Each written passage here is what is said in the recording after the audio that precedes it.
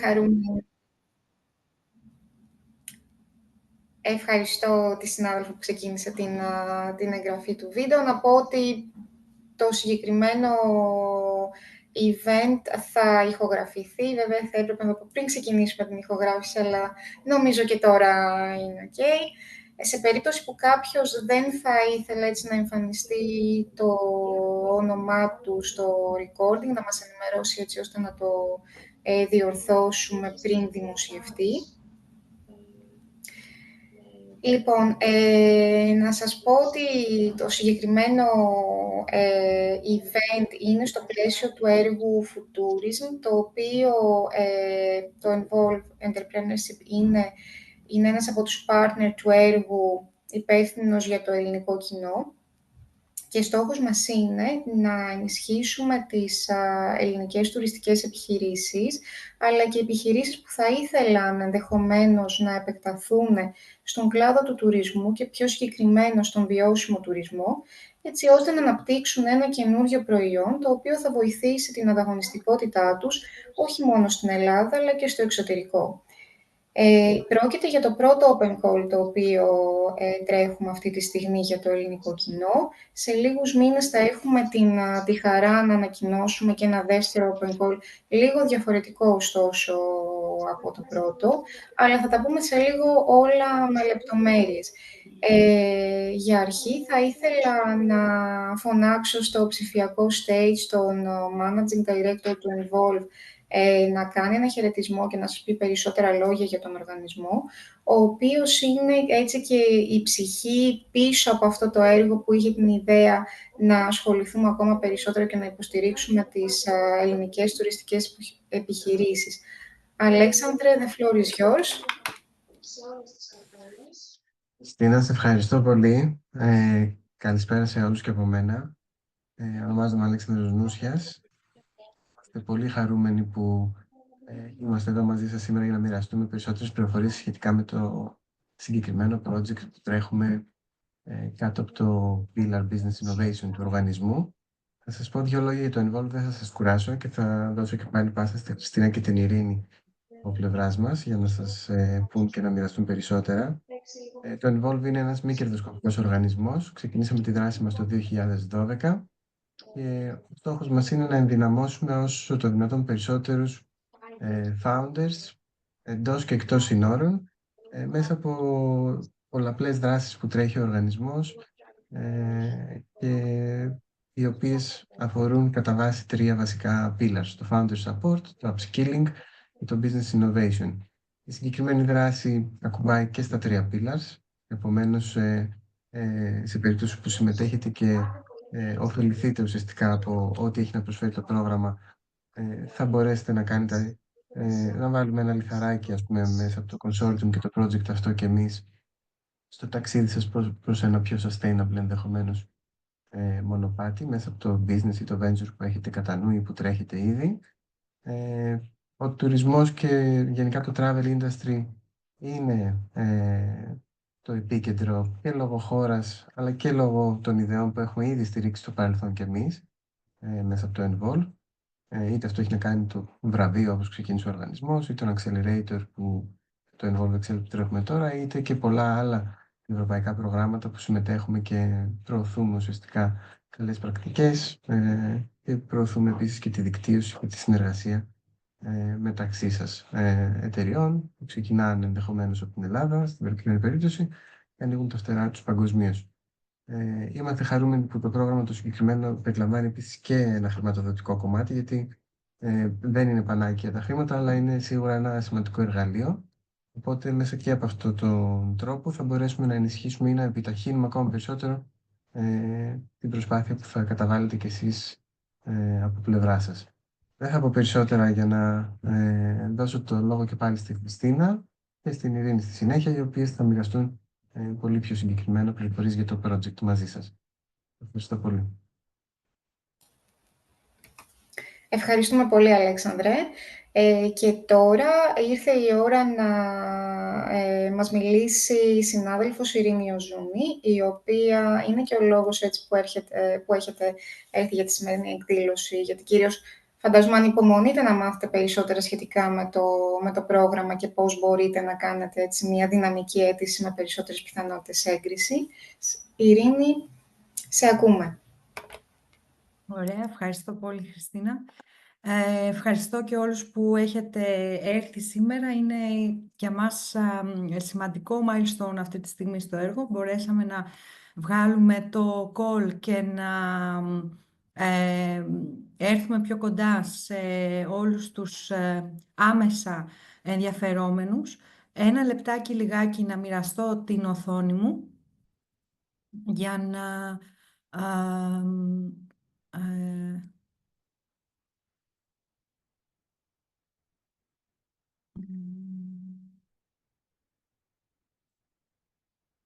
όχι, μισό λεπτάκι. Just a moment.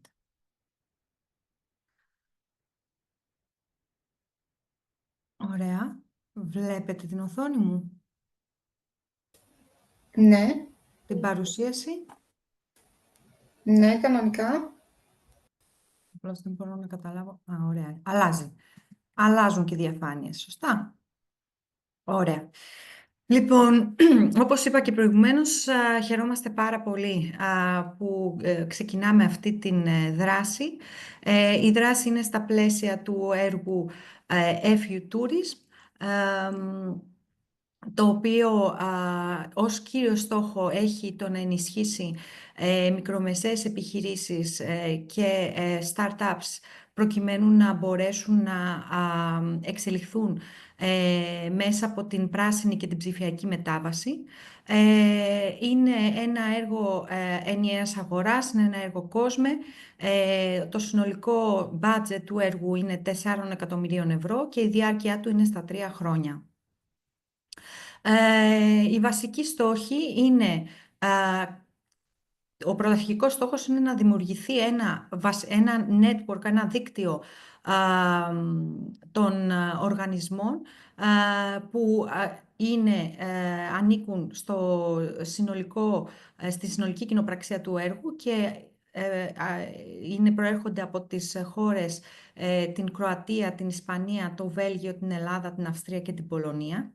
Επίσης, το να ενισχύσει τους δύο βασικούς τουριστικούς προορισμούς της Βαλένθια και του Πόρετς μέσα από το να τους εγκαταστήσει ως ζωντανά εργαστήρια καινοτομίας, τα οποία θα μας δείξουν και καλές πρακτικές αλλά και λύσεις στον τομέα του βιώσιμου και ψηφιακού τουρισμού, και φυσικά να ενισχύσει και οικονομικά αλλά και με άλλες δράσεις γύρω στις 102 μικρομεσαίες επιχειρήσεις, όπου οι 60 θα ενισχυθούν άμεσα από αυτή την πρόσκληση που αναφερόμαστε σήμερα.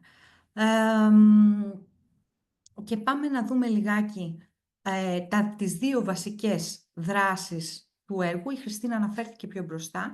Είναι οι πιο σημαντικές. Το πρώτο είναι το πρόγραμμα επιτάχυνσης, το οποίο ο συνολικός προϋπολογισμός του είναι 1,2 εκατομμύρια ευρώ, προκειμένου να ενισχυθούν 60 μικρομεσαίες επιχειρήσεις, περίπου 10 επιχειρήσεις ανά χώρα θα λάβουν το ποσό των 20.000 ευρώ η καθεμία, και στη συνέχεια θα βγει και μια δεύτερη πρόσκληση για ένα πρόγραμμα ανάπτυξης, το οποίο όμως απευθύνεται κυρίως σε κοινοπραξίες επιχειρήσεων, σε κονσόρτια επιχειρήσεων, γύρω στις 4 επιχειρήσεις σε κάθε κονσόρτιουμ, όπου θα προσπαθήσουν να δημιουργήσουν ένα καινοτόμο project, το οποίο θα λάβει χρηματοδότηση 3.000 ευρώ. Να πούμε λιγάκι για το consortium του έργου.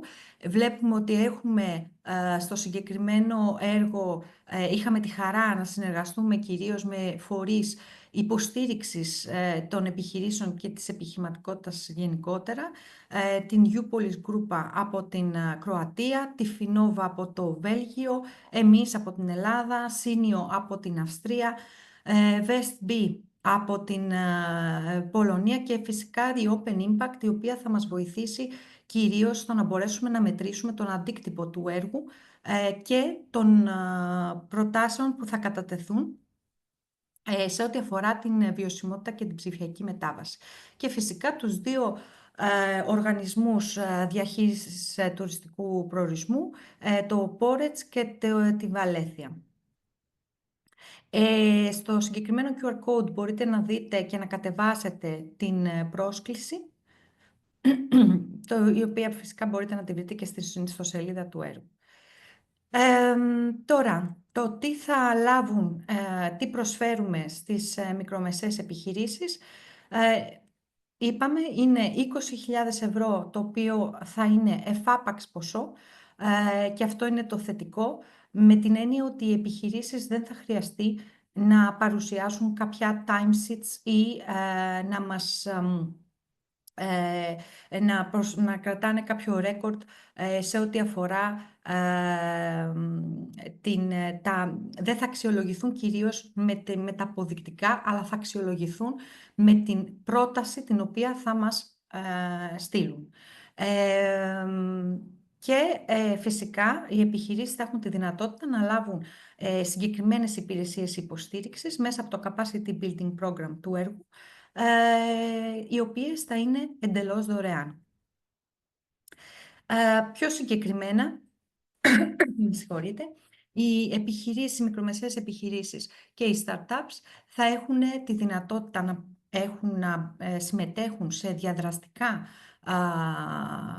εργαστήρια εκπαίδευσης σε πολύ βασικά θέματα καινοτομίας, στα οποία, όπως βλέπετε εδώ και στη διαφάνεια, παρουσιάζουμε τις γενικότερες κατηγορίες και βλέπετε ότι υπάρχει μία κλιμάκωση. Το θετικό είναι ότι οι επιχειρήσεις θα έχουν τη δυνατότητα να επιλέξουν τα μαθήματα, τις θεματικές που τους ενδιαφέρουν. Έχει γίνει μία έρευνα και υπάρχει μία κλιμάκωση στις θεματικές. Ξεκινάμε από βασικές αρχές επιχειρηματικότητας και στην πορεία καταλήγουμε σε πολύ συγκεκριμένα και πολύ εξειδικευμένα θέματα. Οπότε αυτό μπορείτε να το δείτε και στην συγκεκριμένη πρόσκληση στο Άνεξ 6, στο παράρτημα 6 της πρόσκλησης αυτής, που περιγράφουμε όλο το πρόγραμμα του επιτάχυνσης.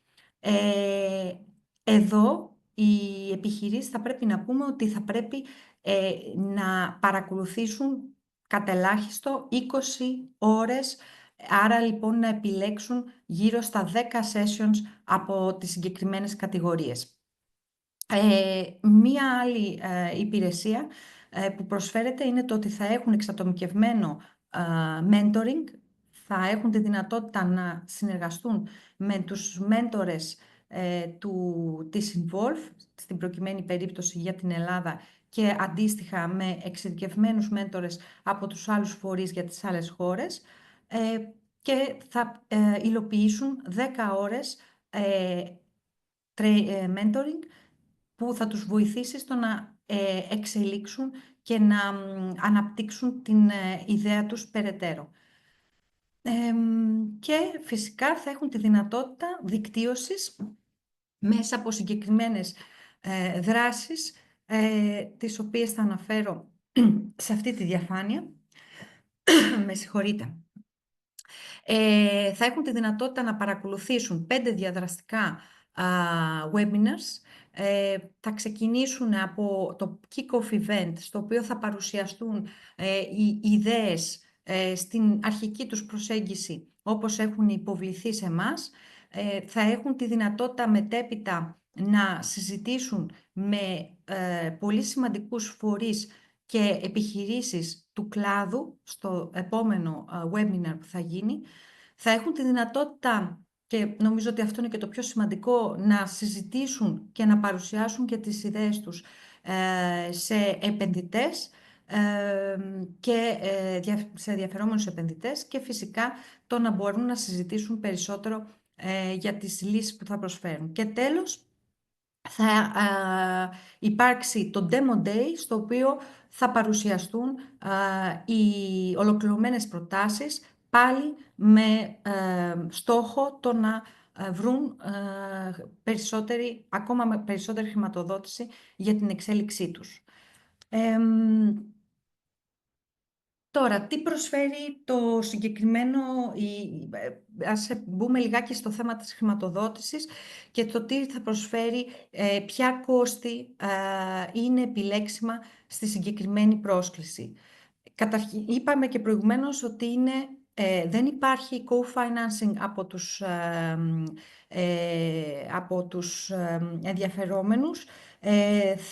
Οι επιλέξιμες επιχειρήσεις θα λάβουν εξ ολοκλήρου το ποσό των 20.000 ευρώ και με αυτό θα μπορούν να χρηματοδοτήσουν είτε έξοδα τα οποία έχουν να κάνουν με ταξίδια για την ολοκλήρωση της πρότασής τους, είτε με εξοπλισμό που αφορά την γενικότερη υλοποίηση του έργου, με ένα maximum 15% του λάμψα, είτε θα μπορούν να χρησιμοποιήσουν εξειδικευμένα εργαλεία για την ανάπτυξη της συγκεκριμένης καινοτόμας λύσης που θα παρουσιάσουν, υπηρεσίες από εξωτερικούς ειδικούς σε περίπτωση που χρειάζονται κάποια πρόσθετη υποστήριξη, και άλλα κόστη τα οποία έχουν να κάνουν περισσότερο με προστασία προσωπικών δεδομένων, με κάποια ψηφιακά, κάποιο λογισμικό. Αυτά όλα μπορείτε να τα δείτε, αναλύονται αναλυτικότατα μέσα στην πρόσκληση. Ποιοι μπορούν να υποβάλουν πρόταση? Μιλάμε για μεμονωμένες μικρομεσαίες επιχειρήσεις. Θα πρέπει να έχουν νομική οντότητα τουλάχιστον για το διάστημα 6 μήνες πριν το deadline του call, δηλαδή πριν τις 31 Ιανουαρίου. Θα πρέπει να είναι ενεργές στον κλάδο του τουρισμού. Εδώ να πω ότι αναφέρονται συγκεκριμένοι κωδικοί δραστηριότητας μέσα στο call. Οι περισσότεροι αφορούν τον κλάδο του τουρισμού, αλλά αναφέρουμε μέσα ότι μπορούμε να δεχθούμε επίσης προτάσεις και από άλλους κλάδους, όπως παραδείγματος χάρη τον κλάδο της ενέργειας ή τον IT κλάδο, αρκεί η λύση που θα προταθεί να έχει άμεση επίπτωση, να φαίνεται δηλαδή το impact σε ό,τι αφορά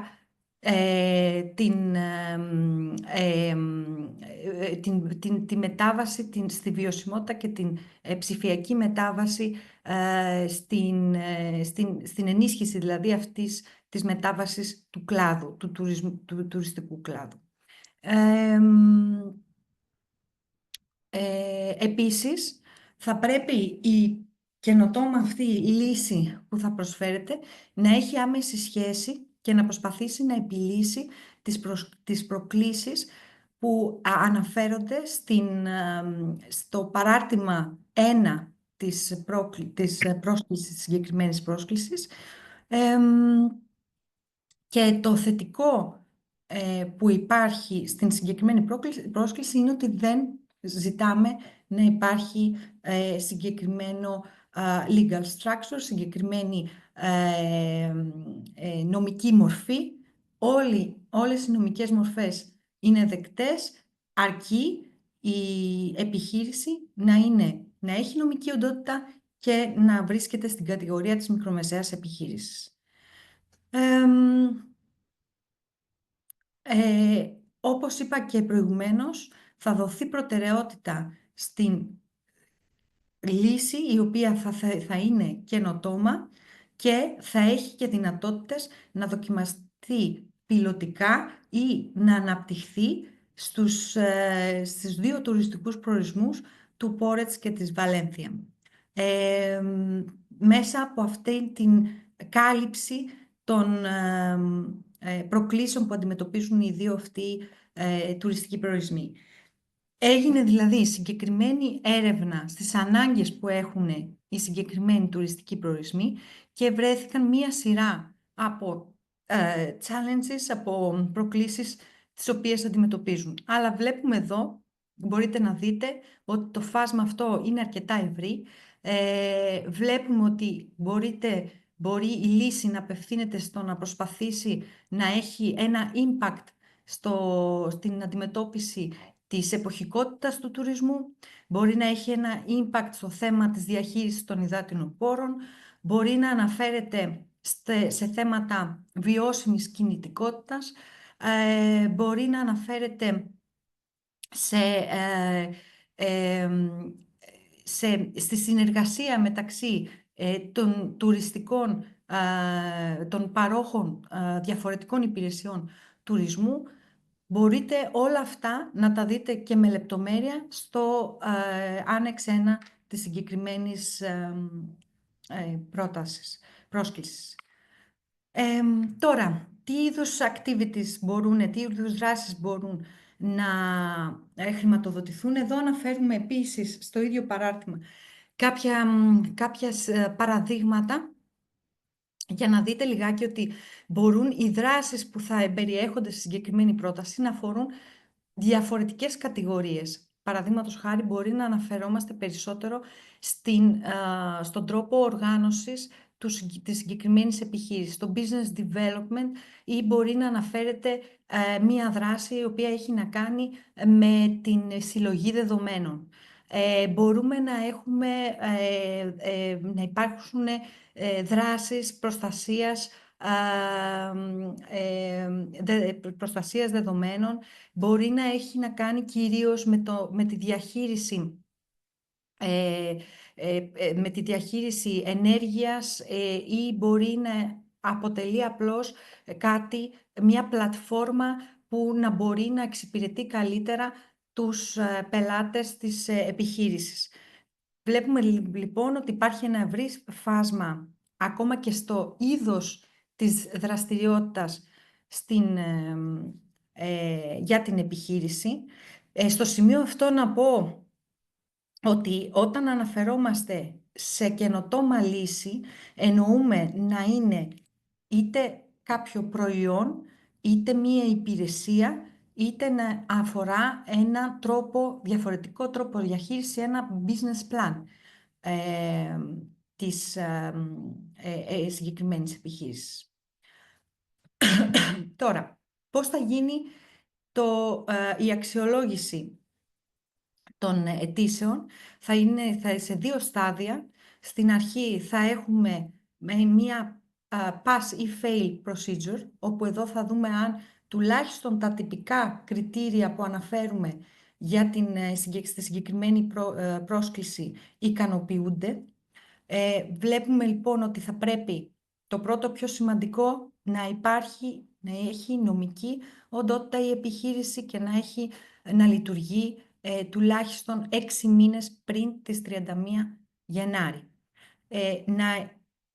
Η αίτηση φυσικά να έχει υποβληθεί μέσα από την πλατφόρμα της Vestby, να είναι στα αγγλικά και να παρουσιάζει μία δράση η οποία δεν έχει χρηματοδοτηθεί από άλλο πρόγραμμα. Και φυσικά να είναι μία η αίτηση του κάθε φορέα. Και εννοείται να μην υπάρχει κάποια διαμάχη ως προς το ενδιαφέρον, δηλαδή να μην έχει σχέση η συγκεκριμένη μικρομεσαία επιχείρηση με κάποιον από τους φορείς της κοινοπραξίας του FU Tourism. Τώρα στο δεύτερο και πιο σημαντικό στάδιο έχουμε το Quality Evaluation. Εδώ θα δούμε λοιπόν τα κριτήρια και θα μπούμε περισσότερο σε βάθος στην πρόταση στην οποία θα υποβάλλετε. Έχουμε 3 βασικά κριτήρια το excellence, το impact και το implementation. Σε ό,τι αφορά το excellence, θέλουμε να δούμε κυρίως την καινοτομία που θα προσφέρει το συγκεκριμένο project, να δούμε και την μεθοδολογία και τη λύση που προσφέρει. Στη συνέχεια θέλουμε να δούμε τον αντίκτυπο, να δούμε δηλαδή αν θα έχει οικονομικό ή κοινωνικό αντίκτυπο, αν θα μπορεί να εξελιχθεί μετέπειτα, να δούμε και να κρίνουμε αν θα υπάρχει δυνατότητα μετά για περισσότερη ανάδειξη στην αγορά και φυσικά αν συμβάλλει στο green και digital transition, στην πράσινη και ψηφιακή μετάβαση. Τέλος, με 30 βαθμούς βαθμολογείται και το implementation, δηλαδή πώς θα εφαρμοστεί στο συγκεκριμένο project, ποια θα είναι η ομάδα πίσω από αυτό, ποιο θα είναι το work plan και φυσικά το budget με συγκεκριμένα restrictions, με συγκεκριμένους περιορισμούς που έχουμε θέσει, που δείξαμε και προηγουμένως, τα ποσοστά και τον τρόπο με τον οποίο όλοι οι πόροι θα αξιοποιηθούν. Πώς γίνεται η βαθμολογία. Κάθε από αυτά τα 3 βασικά κριτήρια έχουν κάποιες υποκατηγορίες κριτηρίων, τα οποία, όπως βλέπουμε και στην αίτηση, βαθμολογούνται παίρνουν μια ελάχιστη χαμηλή βαθμολογία, poor, 1 μέχρι 2, μέχρι το excellent που είναι το 10. Θα πρέπει το κάθε βασικό κριτήριο να έχουμε πιάσει τουλάχιστον το 60% και μετά στη συνέχεια η συνολική βαθμολογία να είναι τουλάχιστον 70% στις πρότασεις. Πώς θα κάνετε την αίτηση? Αρχικά θα πρέπει να επισκεφτείτε το site του FU Tourism, να δημιουργήσετε ένα λογαριασμό ή να κάνετε login αν δεν έχετε, να συμπληρώσετε την φόρμα υποβολής και στη συνέχεια να ανεβάσετε τα απαιτούμενα δικαιολογητικά, τα οποία δεν είναι πολλά, είναι μόνο 1. Θα πρέπει να ανεβάσετε την έναρξη από την εφορία, η οποία μας δίνει και τον αντίστοιχο CAD, αλλά και το πότε ξεκίνησε να λειτουργεί η επιχείρηση. Μπορείτε να κατεβάσετε πάλι και την πρόσκληση σκανάροντας εδώ το QR code, σε περίπτωση που κάποιος έχει πει τώρα και δεν έχει επισκεφτεί το site. Και ξαναλέμε ότι το closing date, τελευταία ημέρα υποβολής, 5 η ώρα, είναι 31 Πρώτου του 25. Και μην ξεχάσετε, όλες οι υποβολές θα πρέπει να γίνουν, όλες οι αιτήσεις θα πρέπει να είναι στα αγγλικά.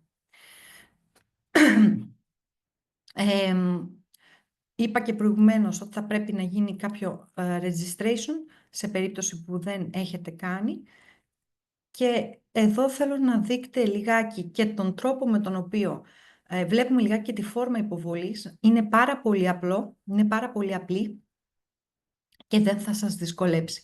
Σε περίπτωση που έχετε κάποια βασική τεχνική δυσκολία, θα επικοινωνήσετε με το email της Vestby, το οποίο το είχα βάλει. Τέλος πάντων, θα το βάλω όταν θα ανέβει και η συγκεκριμένη διαφάνεια. Είναι το support@vestby.com. Εδώ μπορείτε να σκανάρετε και να δείτε και τις συχνές ερωτήσεις οι οποίες ανεβαίνουν, γιατί τώρα ξεκίνησε και έχει ξεκινήσει και έχει ανέβει η πρόσκληση, άρα λοιπόν συνεχώς θα δημιουργούνται θα υπάρχουν ίσως και άλλες απορίες. Καλό είναι να επισκεφτείτε και αυτό, να μπαίνετε συχνά σε αυτή τη σελίδα για να βλέπετε αν κάτι σας διαφεύγει, παίρνετε αρκετές πληροφορίες από αυτό. Νομίζω ότι έχω ολοκληρώσει τα βασικά σημεία και τώρα είμαστε στο στάδιο που μπορείτε, αν θέλετε, να ρωτήσετε κάτι παραπάνω. Ευχαριστώ πάρα πολύ.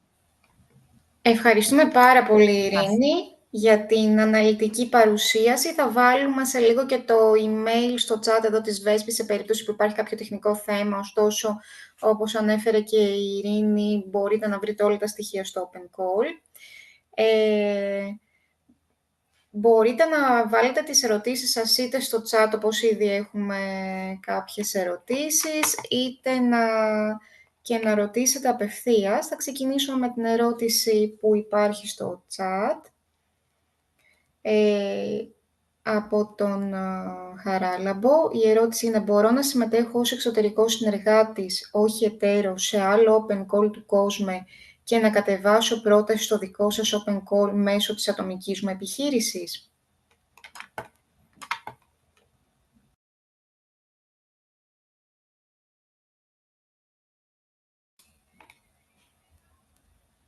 Μπορώ να βοηθήσω άμα θέλεις, Ειρήνη, στην Όχι, απάντηση. θέλω λίγο να ρωτήσω να μου προσδιορίσει λιγάκι τι εννοεί ως εξωτερικός συνεργάτης Ως και όχι contractor, γεια εταίρος. σας, ευχαριστούμε πολύ για την παρουσίαση. Ως contractor σε άλλη πρόταση. Από τη στιγμή που το συγκεκριμένο project που θα υποβάλλετε δεν έχει σχέση με Ναι. το project του COSME, νομίζω, Μμμ. Χριστίνα, δεν υπάρχει πρόβλημα σε αυτό. Αρκεί η δαπάνη, η δική σας δηλαδή αμοιβή, να μην συνδέεται στο άλλο open call του κόσμου, να μην συνδέεται με το project που θα υποβάλλετε σε εμάς. Όχι, είναι ξεχωριστό project, απλά συγχρηματοδοτούνται, ας πούμε, και τα δύο από το ίδιο Horizon topic, οπότε δεν ήξερα μήπως υπάρχει κάποιο conflict και ήθελα να ρωτήσω. Ή δεν κατεβάζω την πρόταση, δεν θέλω να κατεβάσω την πρόταση εγώ. Εκεί θα με καλέσουν για κάποιες υπηρεσίες απλά. Και την άλλη πρόταση, το δικό σας, δεν θα την κατεβάσω ως ατομική Όχι, επιχείρηση. από τη Αυτό. στιγμή που είναι δύο διαφορετικές προτάσεις, δεν υπάρχει πρόβλημα. Να είστε καλά, ευχαριστώ πολύ. Έχουμε και μία ερώτηση έτσι live από τον Νίκο. Καλησπέρα και από μένα. Ευχαριστούμε πολύ για την παρουσίαση. Έχω δύο ερωτήσεις σίγουρα. Η μία είναι αν υπάρχει κάποια λίστα με συγκεκριμένους CAD του κλάδου του τουρισμού. Είδα μέσα στην πρόσκληση ότι υπάρχουν κάποιες κατηγορίες. Απλά θέλω να ρωτήσω αν υπάρχουν οι ελληνικοί CAD κάπου συγκεκριμένα που μπορούμε να τους δούμε σε περίπτωση που να δούμε αν μπορούμε να ματσάρουμε κάποιους από αυτούς. Και παρακλάδι της πρώτης ερώτησης, επειδή αναφέρατε ότι υπάρχει πιθανότητα χωρίς CAD από τον κλάδο του τουρισμού να δικαιολογείται εντός εισαγωγικών ότι αφορά τον τουρισμό. Ποιο θα ήταν το χαρακτηριστικό το οποίο, ας πούμε, θα έκανε, μάλλον πάνω κάτω τι θα μπορούσε να ήταν αυτό το στοιχείο για να μπορέσει να δικαιολογήσει ότι αφορά τον κλάδο του τουρισμού, αν δεν έχω καθόλου CAD, ας πούμε, που αφορά τον τουρισμό. Αυτή είναι η πρώτη ερώτηση. Δεν ξέρω αν θέλετε να απαντήσετε πρώτα αυτή και μετά να πάω στη δεύτερη. Ναι. Νίκο, μου επιτρέπεις να σου Ναι, απαντήσω? φυσικά. Λοιπόν, η ΚΑΔ, όπως είπαμε και αναφέρουμε μέσα και στο call, είναι ανοιχτή. Δηλαδή, βάζουμε ενδεικτικά κάποιους συγκεκριμένους ΚΑΔ, με την έννοια ότι, όπως θα είδες, αναφέρεται σε πολύ μεγάλο, σε ευρύ φάσμα και σε πολλούς subsectors του τουρισμού. Δεν μπορούμε επομένως να συμπεριλάβουμε όλους τους ΚΑΔ από κάθε χώρα, γιατί είναι πάρα πολλοί. Αυτό που θα κρίνουμε είναι να δούμε το impact που θα έχει, το οποίο θα πρέπει να υπάρχει σαφές impact στον τουριστικό κλάδο. Παραδείγματος χάρη, μία SME, η οποία ασχολείται κυρίως στη διαχείριση ενέργειας. Το project που θα δώσει να αφορά τη διαχείριση ενεργειακών πόρων σε μία επιχείρηση τουριστική, παραδείγματος. Δεν ξέρω αν σε βοήθησα ως προς αυτό. Ναι, κάτω ναι. Ευχαριστώ πολύ. Και η δεύτερη ερώτηση, όσον αφορά την αξιολόγηση, στον τρίτο πυλώνα, που ήταν το τελευταίο, αν δεν κάνω λάθος, 30% της αξιολόγησης, αναφέρθηκε για την ομάδα κάτι. Εκεί πρέπει να γραφτεί το τι δυναμική έχει η ομάδα της επιχείρησης ή ας πούμε και οι subcontractors που μπορεί να έχει όσον αφορά τα μελλοντικά activities που θα κάνουν σε περίπτωση που λάβουν τη χρηματοδότηση. Ωραία. Ωραία ερώτηση για αυτή. Λοιπόν, σε ό,τι αφορά την ομάδα, αναφερόμαστε κυρίως στο expertise που θα έχει η ομάδα η οποία θα αναλάβει το project.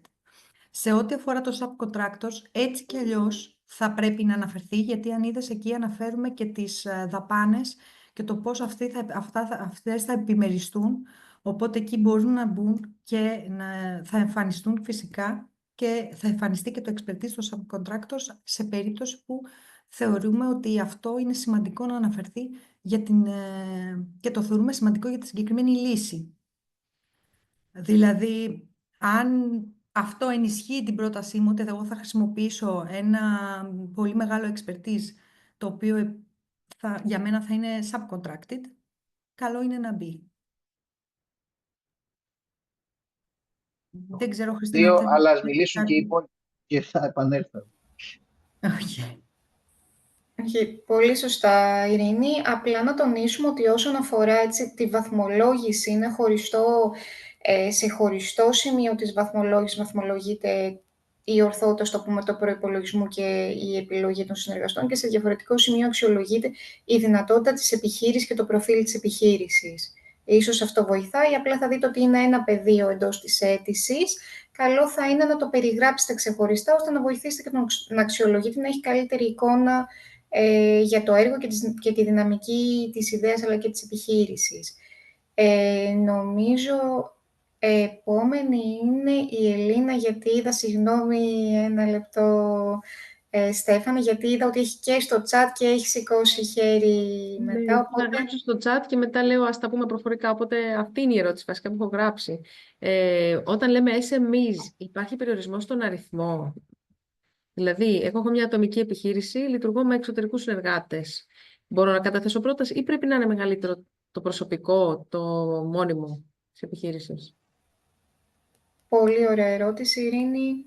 Από το στιγμή θα είστε στην κατηγορία μικροεπιχείρησης, μικρότερο από 10 άτομα, οπότε νομίζω ότι δεν θα έχετε πρόβλημα. Θα πρέπει να δείτε μέσα υπάρχει συγκεκριμένος σύνδεσμος, όπου μας παραθέτει στην αναφορά στον ορισμό του SME από την Ευρωπαϊκή Ένωση. Είχα μπει όταν είχα δει την πρόσκληση και νομίζω ότι έλεγε κάτι από 10 και κάτι που λέω, άρα δεν με... Μικρότερο, ναι. Καλά Μικρότερο από 10 ή πάνω από... Δεν ξέρω, πάντως κάτι... Είναι κανονικά επιλέξιμο. Το πρόβλημα θα ήταν αν ήταν από 251 άτομα και πάνω, που πάμε σε κατηγορία μεσαίας. Οπότε ένα άτομο θεωρείται πολύ μικρή, οπότε είναι επιλέξιμη. Οκ. Και συνδέεται λίγο και με την ερώτηση την προηγούμενη του Νίκου. Μιλάμε για την επιχείρηση που έχω τώρα ή για αυτό που σχεδιάζω να κάνω. Άρα αυτό που έχω τώρα είναι ένα άτομο με εξωτερικούς συνεργάτες. Αυτό που σχεδιάζω να κάνω, η ομάδα θα έχει άλλους, ας πούμε, founders, co-founders, κάπως έτσι. Άρα σε ποιο νούμερο αναφέρεται το ποιοι είναι η ομάδα και πόσα άτομα έχει επιχείρηση, και το SME ποιο από όλα περιλαμβάνει? Την υπάρχουσα επιχείρηση ή το πώς θα εξελιχθεί? Την επιχείρηση που κάνει την αίτηση. Όπως είναι σήμερα. Τη μέρα της αίτησης. Οκ. Ευχαριστώ. Πάμε τώρα στο Στέφανο. Καλησπέρα και από μένα. Άρα κατανοητό σε συνέχεια της πρώτης ερώτησης του Νίκου, οπότε αν από τη στιγμή που κάποιο concept είναι εντελώς και διαφορετικό και καινούριο, δεν υπάρχει κάποιο conflict με το να υπάρχει άλλη ιδέα στο ίδιο πρόγραμμα που κατέβηκε. Άρα αυτό το ξεκαθαρίζουμε. Και δεν μιλάω μόνο αν είσαι contractor, αν είσαι εταιρεία που υπέβαλες άλλη πρόταση στον κόσμο, αρκεί σε αυτήν να κατεβάζεις διαφορετικό concept, είσαι επιλέξιμος, δεν υπάρχει conflict. Σωστά? Ακριβώς. Ωραία. Ένα είναι αυτό. Ένα δεύτερο που θα ήθελα να σταθώ είναι λίγο... Εγώ επειδή έκανα μια πρώτη αναγνώση πριν ξεκινήσει η εκδήλωση στον πρόσκληση, δεν είδα από ΚΑΔ, παρόλο που είναι τουρισμού, το ξενοδοχειακό που είναι την κατηγορία 55 στους ΚΑΔ. Νομίζω δεν την έχετε, στα παραδείγματα που δίνετε, δεν την έχετε συμπεριλάβει. Όπως σας είπα, επειδή η πρόσκληση αυτή είναι η ίδια και για τις 6 χώρες που συμμετέχουν, έχουμε βάλει ενδεικτικούς ΚΑΔ για την κάθε, έτσι ώστε προκειμένου να δείξουμε ότι θα είναι ευρύτερα σε όλους τους υποκλάδους του τουρισμού. Δεν πρέπει να σας απασχολεί τόσο πολύ Ωραία. Εμείς θα το δούμε από το δικαιολογητικό που μας έχετε υποβάλει, αλλά από εκεί και πέρα θα δούμε το impact που θα δώσει το συγκεκριμένο project. Ωραία. Κάτι ακόμα, δύο πράγματα ακόμα βασικά. Είπατε, ας πούμε, για το τι θεωρείται καινοτομία είναι βάλατε 3 διαστάσεις: προϊόν, υπηρεσία ή business plan. Σωστά. Ναι, όμως στην πρόσκληση, σαν επιλέξιμες δραστηριότητες, λέει, αναφέρει και τα trainings. Δηλαδή, αν εγώ θέλω να εκπαιδεύσω το προσωπικό μου για θέματα digital, για θέματα green. Ναι, είναι επιλέξιμη δαπάνη σε περίπτωση που για να αναπτυχθεί το project που θέλετε, Ναι. θα πρέπει να χρησιμοποιήσετε την συγκεκριμένη υπηρεσία. Θα πρέπει να εκπαιδεύσετε. Ωραία. Και κάτι ακόμα, αναφέρατε κατά την παρουσίασή σας του έργου, συγκράτησα, ότι θα πρέπει, είπατε, να μπορεί να δοκιμαστεί σε 2 συγκεκριμένες περιοχές, στη Βαλένθια και σε ποιο άλλο, στο Πόρετς, ναι. Στο Πόρετς. Πώς το εννοείτε αυτό, δηλαδή, εγώ ας πούμε σκέφτομαι κάτι, το θεωρώ καινοτόμο, που είναι compliance με το Twin Transition, ωραία, για την επιχείρησή μου. Αυτό δηλαδή λίγο είναι ένα μεγάλο ερωτηματικό. Δηλαδή, θέλετε να δώσετε ένα παράδειγμα? Ναι. Παράδειγμα τώρα, να σου πω την αλήθεια. Μπορώ να βοηθήσω, Ειρήνη, άμα θέλει να το εξηγήσω καλύτερα. Κοιτάξτε, όταν σχεδιάσαμε το call, επειδή έπρεπε να λάβουμε υπόψη μας και τους προορισμούς και τα προβλήματα που έχουν οι προορισμοί, είχαμε κάνει μια αρκετά μεγάλη μελέτη. Εντοπίσαμε έτσι με τη βοήθεια των 2 προορισμών που συμμετέχουν στο σχήμα ποια είναι τα κύρια προβλήματα τα οποία έχει ο τουριστικός κλάδος. Αν δείτε τη λίστα με τα παραδείγματα, θα δείτε ότι είναι αρκετά κοινά σε όλες τις περιοχές. Δεν σημαίνει ωστόσο ότι η ιδέα που έχετε θα πρέπει να πάει και να χρησιμοποιηθεί στη Βαλένθια. Αν ωστόσο είναι κάτι το οποίο θέλετε να το κάνετε και ταιριάζει, γιατί όχι, γιατί υπάρχει και ο Δήμος της Βαλένθια εντός του σχήματος, οπότε θα μπορούσαμε να βοηθήσουμε για να προωθηθεί η ιδέα σας και σε μία ακόμα περιοχή. Αλλά δεν είναι απαιτούμενο. Αυτό που χρειάζεται είναι να αντιμετωπίσετε έτσι μία πρόταση, μία πρόκληση, στο πούμε, του τουριστικού κλάδου, το οποίο είναι αρκετά αναλυτικό στο άνεξ το οποίο υπάρχει στο call. Και κάτι τελευταίο. Και κάτι να προσθέσω εδώ, ή μπορεί να έχει ένα market perspective σε αυτούς τους προορισμούς, οπότε... Κατάλαβα. Ωραία. Και κάτι τελευταίο. Είπατε, στην πρώτη διαφάνεια αναφέρεται ότι 10 προτάσεις ανά χώρα. Αν, παράδειγμα, σε μια χώρα υποβληθούν λιγότερες, εγώ λέω, 6-7, αυτό σημαίνει ότι, ας πούμε, αυτές που θα υπάρχει περίπτωση, ας πούμε, οι 2-3, επειδή κατατέθηκαν λιγότερες από το minimum, να μεταφερθούν σε άλλες χώρες, δηλαδή η Ελλάδα να μπορεί να απορροφήσει 12-13 προτάσεις, ή χάνονται αυτές? Όχι, υπάρχει αυτό, αναφέρεται μέσα στο call, ότι υπάρχει μια τέτοια πιθανότητα να υπάρχει μεταφορά χρημάτων από χώρα σε χώρα. Ωραία, ευχαριστώ. Έχουμε και κάποιες ακόμα ερωτήσεις εδώ στο chat. Από τον Παναγιώτη βλέπουμε την ερώτηση αν μπορούμε να συμμετέχουμε με δευτερεύοντες ΚΑΔ. Νομίζω αυτό το έχουμε απαντήσει. Ναι, έχει απαντηθεί ήδη. Ναι, μπορείτε. Ναι, ακριβώς. Και μία ακόμα ερώτηση πριν περάσουμε στην Ελίνα, από την Παναγιώτα. Πάλι σε σχέση με τους εξωτερικούς συνεργάτες, αν μπορούμε να βάλουμε τα βιογραφικά των εξωτερικών συνεργατών της επιχείρησης ή θα πρέπει να μπουν τα βιογραφικά των μόνιμων εργαζομένων της. Το έχουμε απαντήσει ήδη. Ξέρω αν θέλεις να κάνεις κάποια διευκρίνηση, Ειρήνη. Ναι, να πω ότι δεν υπάρχει δυνατότητα να κάνεις upload ένα βιογραφικό document, αλλά θα πρέπει να περιγραφεί μέσα στο πεδίο της συγκεκριμένης ερώτησης. Ως προς αυτό να πω λιγάκι ότι έχουμε βάλει ένα recommendation για maximum characters μέσα στο application. Αυτό αποτελεί ένα recommendation. Δεν σημαίνει δηλαδή ότι αν ξεφύγετε λίγο στους χαρακτήρες θα έχετε πρόβλημα, σε περίπτωση που τώρα επειδή τα βιογραφικά αντιλαμβάνομαι ότι θα είναι μια εκτεταμένη παράγραφος, γι' αυτό το αναφέρω. Ωραία, ευχαριστούμε Ειρήνη και ας περάσουμε στην Ελίνα. Εγώ ήθελα να ρωτήσω, η πρόσκληση αφορά εγχειρήματα στον τομέα της τεχνολογίας και της βιωσιμότητας ή. Δηλαδή πρέπει να συνδυάζουν τεχνολογία και βιωσιμότητα ή μπορεί ένα από τα δύο κομμάτια, ένα από τα δύο. Σωστά. Ναι, ένα από τα δύο. Οκ. Και συνδέεται με την Παναγιώτα κάτι άλλο που θέλω ακόμα να ρωτήσω. Ας πούμε ότι δεν έχει χρηματοδοτηθεί στο παρελθόν, αλλά μέχρι να έρθει απάντηση Ιανουάριο-Φεβρουάριο έχουμε κάνει αίτηση και κάπου αλλού. Άλλο πρόγραμμα, ελληνικό. Ή ότι τότε, τι γίνεται, δηλαδή μετράει πάλι όταν κάνεις την αίτηση αν έχει χρηματοδοτηθεί μέχρι τότε ή και όταν βγουν τα αποτελέσματα μπορεί τελικά να δουν ότι πήρες και από αλλού, λέμε ότι μπορεί να συμβεί. Πώς το κρίνουν αυτό? Θέλεις να απαντήσω εγώ, Ειρήνη? Ναι, καλύτερα. Ωραία. Μπορεί να συμβεί αυτό κάποιες φορές. Η αλήθεια είναι ότι δεν επιτρέπεται σε καμία περίπτωση να πάρουμε χρηματοδότηση για την ίδια δαπάνη από δύο πηγές. Δηλαδή να χρηματοδοτήσουμε το ίδιο πράγμα, για παράδειγμα, αν αγοράσουμε έναν υπολογιστή, δεν μπορούμε να πάρουμε από δύο διαφορετικές πηγές το ίδιο ποσό.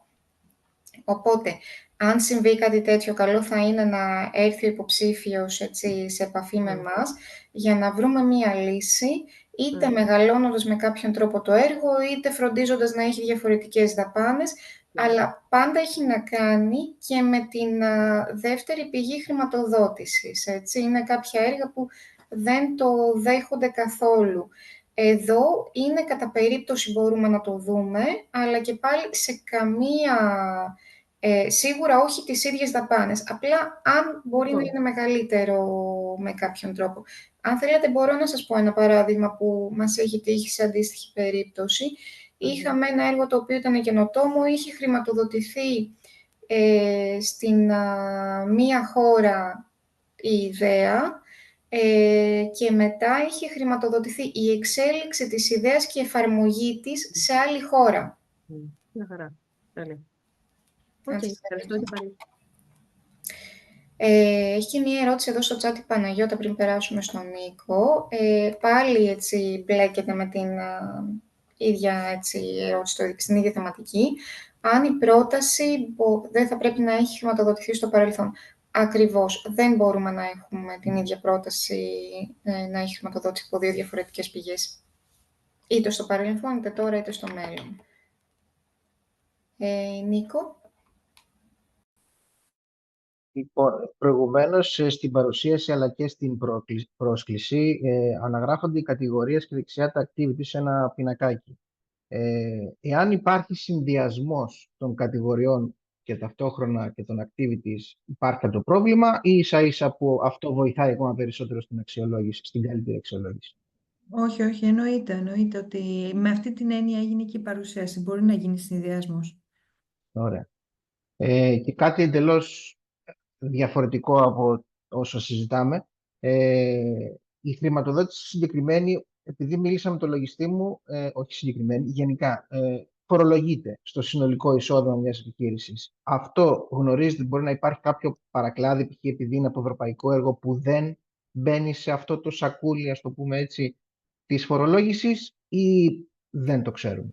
Η αλήθεια είναι ότι το ΦΠΑ δεν χρηματοδοτείται, αλλά παρόλα αυτά, Νίκο, θα ήμουν πολύ προσεκτική, γιατί έχουν τύχει και άλλες φορές περιπτώσεις. Ειρήνη, νομίζω εννοεί το grant, η μεταφορά του grant, σωστά? Ακριβώς, αυτό. Όχι το ΦΠΑ, μιλάω για το δεν ποσό. φορολογείται, όχι. Ωστόσο, όπως είπε Είναι και η σίγουρο? Ειρήνη, το ΦΠΑ δεν είναι επιλέξιμο, αλλά δεν φορολογείται το grant. Δηλαδή, είναι grant, δεν φορολογείται. Ωραία. Για το ΦΠΑ απόλυτα κατανοητό. Για το grant επίσης κατανοητό. Απλά επειδή θέλω λίγο να το διασταυρώσω αυτό και να είμαι και εγώ 100% σίγουρος και με το λογιστή μου, μπορούμε κάπου, σε κάποιο link ή οτιδήποτε, να το επιβεβαιώσουμε κάπως? Μπορούμε να το Εάν υπάρχει προσθέσουμε δυνατότητα, στις έτσι. συχνές ερωτήσεις-απαντήσεις, αλλά ωστόσο το πλαίσιο της χρηματοδότησης του προγράμματος δεν υπάγεται στην κατηγορία που φορολογείται. Okay. Για να βοηθήσω έτσι λίγο παραπάνω, είναι η ίδια κατηγορία με τα λεγόμενα με τα έσπα που παίρνουν οι επιχειρήσεις, όπου όταν παίρνει η επιχείρηση το grant από τον αντίστοιχο φορέα, υπάρχει ένα ειδικό τιμολόγιο χωρίς ΦΠΑ το οποίο κόβεται. Να πω κάτι, καλησπέρα σας, είναι η Παναγιώτα. Σε αυτό που λέει ο Νίκος, λίγο, συγγνώμη για την παρέμβαση, γιατί είναι το ίδιο που μας αφορά και εμάς και μας ταλαιπωρεί λίγο. Ουσιαστικά αυτό όμως προστίθεται στο εισόδημα της επιχείρησης, αν δεν κάνω λάθος, Νίκο. Έτσι, γιατί και εγώ έχω αυτή την περίοδο αυτά τα προβλήματα. Οπότε μπορεί να μην είναι φορολογητέο, αλλά προστίθεται ως εισόδημα. Τώρα, αν ξέρετε κάτι παραπάνω, βοηθήστε μας, γιατί έχουμε και εμείς πρόβλημα ιδιαίτερα. Κανονικά, δηλαδή σίγουρα είναι έσοδο της επιχείρησης. Απλά το έσοδο αυτό αντιστοιχεί σε κάποια έξοδα, σε κάποια τιμολόγια που θα γίνουν, αλλά κανονικά δεν φορολογείται. Δεν υπάρχει ΦΠΑ στο συγκεκριμένο ποσό. Τώρα, αν θέλετε να μας στείλετε ακριβώς έτσι τι θέμα έχει ο λογιστής, φαντάζομαι αυτό ενδεχομένως ίσως προκύπτει και από τη μορφή της επιχείρησης. Ίσως έχει κάποια σχέση. Αν μπορείτε να μας το στείλετε με ένα ερώτημα στο email έτσι, που έχουμε για τα ερωτήματα για το έργο, για να μπορέσουμε να σας απαντήσουμε έτσι και τεκμηριωμένα και να το δείτε και με τον λογιστή σας. Ωστόσο, αυτό είναι κάτι το οποίο βάσει έτσι, του νομικού πλαισίου του χρηματοδοτικού, στο πούμε, ταμείου που έρχονται τα χρήματα, ότι είναι χωρίς ΦΠΑ. Δεν φορολογείται. Ναι, αυτό είναι το μόνο σίγουρο. Αυτό συμφωνούμε. Απλά οι λογιστές μας, και πιστεύω και ο Νίκος θα έχει το ίδιο πρόβλημα, θεωρούν ότι προστίθεται στο εισόδημα της επιχείρησης και ότι είναι κέρδος. Χρήματα από την Ευρωπαϊκή Ένωση. Αυτό νομίζω εκεί είναι το ζήτημα. Ναι, ότι το θεωρούν ως κερδοφορία, ίσπραξη. Ναι, αλλά είναι από την Ευρωπαϊκή. Θα πρέπει να το δείτε όμως με τον λογιστή σας. Πολλές φορές δεν ξέρουν και αυτοί και προσπαθούμε, όπως ο Νίκος φαντάζομαι, να καταλάβουμε πράγματα τα οποία και οι ίδιοι δεν γνωρίζουν, γιατί δεν είναι όλοι οι λογιστές εκπαιδευμένοι σε επιχειρήσεις διαφόρων ειδών. Τέλος πάντων, αυτό θα σας κάνουμε μια ερώτηση, μήπως μας βοηθήσετε και εσείς. Ναι. Διαχειρίζονται με τον ίδιο τρόπο που διαχειρίζονται και άλλα ερευνητικά έργα ή τα έργα που έχουν να κάνουν με τις επιδοτήσεις από ευρωπαϊκούς πόρους. Οπότε, ενδεχομένως, αν δεν έχει ιδιαίτερη εμπειρία ο λογιστής με αυτό, να μην το ξέρει. Στείλτε μας ένα ερώτημα και θα σας απαντήσουμε να βοηθήσουμε και το λογιστή να το βρει.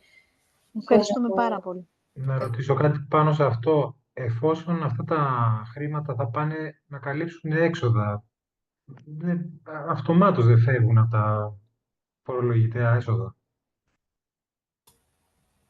Εφόσον τα καλύψεις, δηλαδή με το grant αυτό θα αγοράσεις κάποια πράγματα, θα καλύψεις κάποια προϊόντα, αυτομάτως φεύγουν από τη φορολογητέα ύλη. Ακριβώς. Μας στέλνετε και το ερώτημα και το βλέπουμε έτσι τεκμηριωμένα. Πάντως δεν φορολογείται σε φυσιολογικές συνθήκες. Αυτό είναι το σύνηθες. Να κάνω μια τελευταία ερώτηση, συγγνώμη, γιατί πριν το ερώτημα που έκανα θεωρώ ότι δεν μου απαντήθηκε, που σας είπε αν μπορούμε να βάλουμε και τα βιογραφικά των εξωτερικών συνεργατών και όχι των μόνιμων συνεργατών. Στην περίπτωση, ας πούμε, τη δικιά μας, έχουμε εξωτερικούς συνεργάτες που μας βοηθάνε για θέματα τουριστικού branding κλπ. Μπορούμε να βάλουμε αυτά τα βιογραφικά, γιατί οι μόνιμοι εργαζόμενοι μας είμαστε αρχιτέκτονες, περιβαλλοντολόγοι με εξειδίκευση σε θέματα τουρισμού, αλλά ουσιαστικά δεν κάνουμε, το προφίλ μας δεν είναι ακριβώς τουριστικό π.χ. ή τεχνολογικό καθ' αυτό. Μπορούμε να βάλουμε τα βιογραφικά των ανθρώπων που συνεργαζόμαστε μόνιμα ή πρέπει να είναι μόνο των εργαζόμενων του φορέα? Με συγχωρείς, Χριστίνα. Αναφέρεται μέσα ότι θα πρέπει να περιγραφεί η ομάδα η οποία θα συνεργαστεί για να αναπτύξει τη συγκεκριμένη λύση. Αν το δείτε ακριβώς πώς το γράφει, θεωρώ λοιπόν ότι θα πρέπει να βάλετε τα βιογραφικά των εργαζομένων της επιχείρησης που θα ασχοληθούν με το συγκεκριμένο project. Μπορεί να έχω κάποιον εργαζόμενο στην επιχείρηση ο οποίος δεν θα ασχοληθεί με το project. Εμείς δεν θα κρίνουμε εδώ το πώς είναι την επιχείρησή σας και το πώς λειτουργεί. Θα κρίνουμε το project, την ιδέα που μας δίνεται και ποιοι θα ασχοληθούν με αυτό. Σε περίπτωση που ενισχύει την συγκεκριμένη ομάδα και ένα expertise του εξωτερικού συνεργάτη, νομίζω ότι μπορεί να το αναφέρει. Χριστίνα, δεν ξέρω αν Ναι, φυσικά. Σωστά. Ευχαριστώ πάρα πολύ. Καλή. Και ένα ερώτημα έτσι από την Κατερίνα. Καλησπέρα, ευχαριστούμε πάρα πολύ για την παρουσίαση. Ήθελα να ρωτήσω, μιας και αναφέρθηκε το κομμάτι της πληρωμής και της φορολόγησης και αυτά, ότι αν θυμάμαι καλά, επειδή και εγώ έχει καιρό που το είχα διαβάσει τις λεπτομέρειες του Open Call, ο τρόπος πληρωμής γίνεται με τιμολόγια, δηλαδή σας δίνουμε το τιμολόγιο της εκάστοτε υπηρεσίας και γίνεται η πληρωμή και μπαίνουν τα χρήματα στον προμηθευτή, ας πούμε, ή μπαίνουν στην εταιρεία και μπαίνουν σε δόσεις με βάση κάποια milestones. Γιατί αναφέρεται κάτι στην αρχή ότι δεν υπάρχει κάποιο time sheet, οπότε λίγο να καταλάβουμε τη λογική. Ναι. Θα μπουν, τα χρήματα είναι εφάπαξ και θα μπουν σε συγκεκριμένες δόσεις. Στην αρχή θα υπάρξει ένα pre-financing, το 30%, το οποίο θα δοθεί με την υπογραφή του Grant Agreement. Αν δείτε στον τομέα 5 της συγκεκριμένης πρόσκλησης, αναφέρεται ακριβώς ο τρόπος με τον οποίο θα γίνει η κατάθεση του ποσού. Και στη συνέχεια θα υπάρξει ένας ενδιάμεσος έλεγχος. Θα πρέπει να δούμε ένα report που θα κάνετε για το πόσο έχει εξελιχθεί το συγκεκριμένο project. Είναι πολύ απλό, μια βασική φόρμα. Θα δοθεί η δεύτερη δόση και η τρίτη θα δοθεί στη συνέχεια στο τέλος του έργου με την υποβολή και το τελευταίο reporting του έργου. Να πω εδώ πέρα ότι δεν θα ζητήσουμε τιμολόγια, αλλά το αναφέρουμε μέσα ότι φυσικά θα πρέπει να κρατήσετε ένα record, έτσι, ένα φάκελο, γιατί αυτά μπορεί να μας ζητηθούν εμάς και να πρέπει μετά να απευθυνθούμε σε εσάς για να τα ζητήσουμε. Πάρα πολύ ξεκάθαρο. Ευχαριστώ πολύ. Και όσον αφορά αυτό που λέτε για που διαχωρίζετε την επιχείρηση που κάνει την αίτηση από το project, ουσιαστικά αυτό που λέτε είναι ότι η επιχείρηση αυτή μπορεί να έχει χρηματοδοτηθεί για άλλα 5 project. Αλλά για αυτό το έκτο project, ας πούμε, το οποίο θα υποβάλει σε αυτό το Open Call, γι' αυτό ακριβώς απλά δεν πρέπει να έχει χρηματοδοτηθεί. Καλά το κατάλαβα? Ωραία. Αυτό. Τέλεια. Ευχαριστώ πάρα πολύ.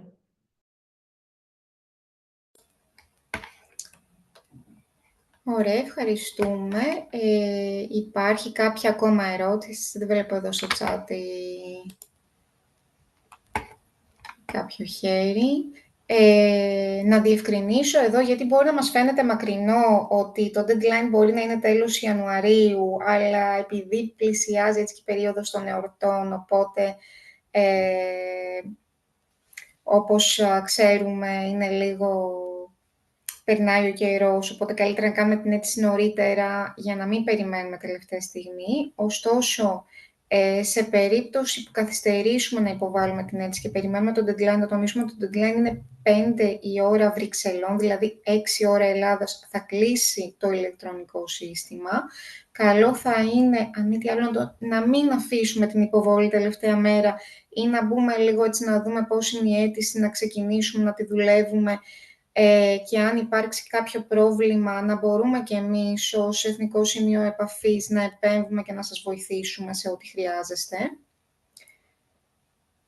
Απλά ένα γενικό σχόλιο από την πλευρά μου. Νομίζω... Μια ερώτηση.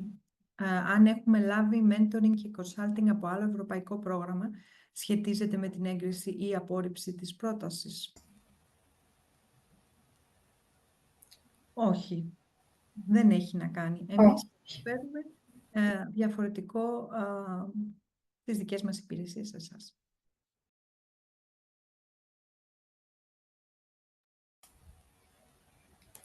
Ωραία. Και η Ελίνα.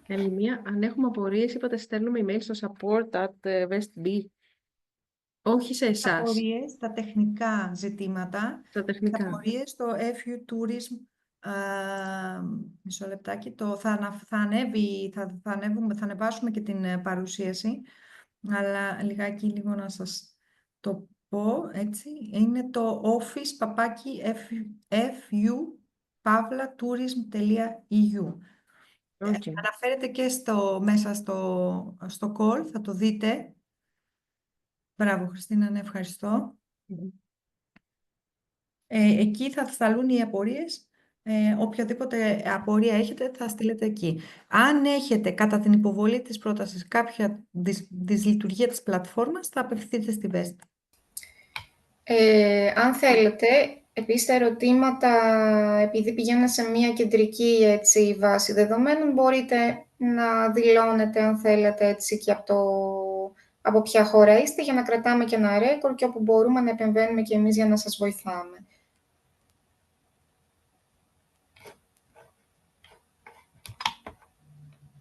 Κάποια άλλη ερώτηση?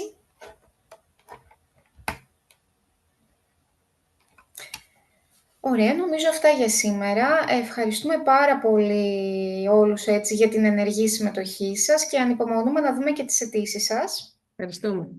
Ευχαριστούμε πολύ. Και όπως είπαμε, αυτό είναι μόνο η αρχή. Θα ακολουθήσει και ένα δεύτερο call στο καινούριο έτος, όπου ακόμα και αν κάνετε αίτηση και εγκριθείτε σε αυτό, πάλι θα έχετε τη δυνατότητα να κάνετε και στο δεύτερο πρόγραμμα αίτηση. Έχουμε ερώτηση? Στέφανο, στο chat μας πρόλαβες. Όχι, για το δεύτερο κόλλο, επειδή είχατε πει σημείωσα ένα consortium έως 30.000 ευρώ, είπατε έως 4 εταίροι ή 4 αναγκαστικά, fix. Έως. Minimum 2. Οκ, ευχαριστώ πολύ. Εμείς ευχαριστούμε. Ειρήνη, ευχαριστούμε πάρα πολύ για την αναλυτική παρουσίαση της πρόσκλησης.